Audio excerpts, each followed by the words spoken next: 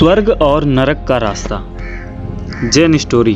मन स्वर्ग को नरक में और नरक को स्वर्ग में बदल सकता है। जापानी संत हाकुइन एक मशहूर जैन मास्टर थे। उनके आत्मसंयम, त्याग और तितिक्षा के कारण न केवल वहाँ की सारी जनता बल्कि सम्राट तक उनका सम्मान करते थे। एक बार राजा का सेनापति उनका दर्शन करने आया। कुशल क्षेम के पश्चात उसने संत से एक विचित्र प्रश्न किया। उसने पूछा, महाराज, यह बताइए कि क्या स्वर्ग और नरक का अस्तित्व वास्तव में है या वह केवल कल्पना मात्र और लोगों को डराने का ही एक साधन है। मास्टर हाकुइन पहले तो एकटक उसकी ओर देखते रहे।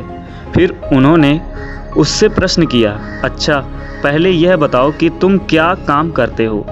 सेनापति ने गर्व भरे स्वर में उत्तर दिया, मैं एक सेनापति हूँ। संत हाकुइन ने शांत स्वर में कहा, क्या कहा? तुम एक सेनापति हो? पर शक्ल से तो तुम किसी भिखारी के जैसे लगते हो। जिसने भी तुम्हें सेनापति बनाया है वह पहले दर्जे का बेवकूफ़ है। यह सुनते ही उस सेनापति की त्योरी चढ़ गई। उग्र क्रोध में उसका हाथ सीधे तलवार की मुठ पर चला।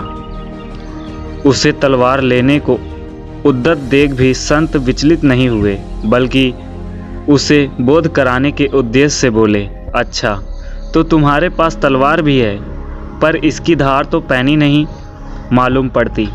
फिर इससे मेरा सिर कैसे उड़ाओगे? तुम्हें कोई दूसरी तलवार लानी चाहिए। हाकुइन के इन शब्दों ने आग में घी का काम किया। सेनापति का क्रोध 7वें आसमान पर पहुंच गया।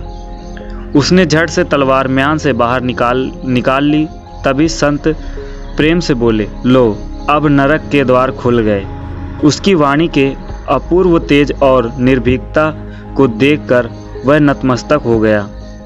उनकी बात पूरी होने से पहले ही उसने अपनी तलवार वापस म्यान में रख ली। क्रोध की वह प्रचंड अग्नि जो अपमान से एकदम भड़क उठी, अब विवेक के शीतल जल से शांत हो गई थी।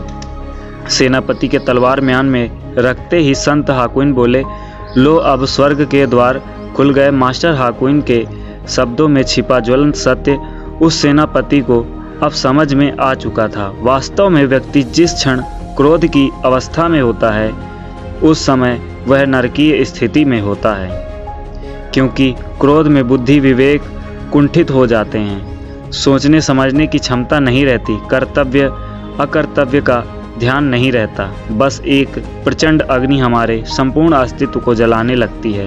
क्रोध में हम दूसरों का जितना अहित करते हैं उससे कहीं अधिक अहित स्वयं का कर बैठते हैं। यह एक नाग की तरह हमें ही डसता रहता है। जिस समय हम क्रोध के राक्षस से पीछा छुड़ा देते हैं वही समय हमारे लिए परम शांतिदायक बन जाता है।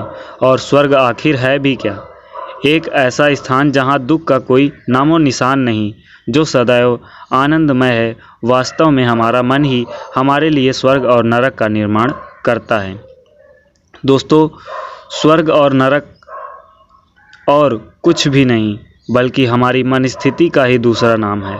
दोस्तों, अगर ये कहानी आपको अच्छी लगती है तो प्लीज़ कमेंट करके ज़रूर बताइएगा और शेयर ज़रूर कीजिएगा। Thank you.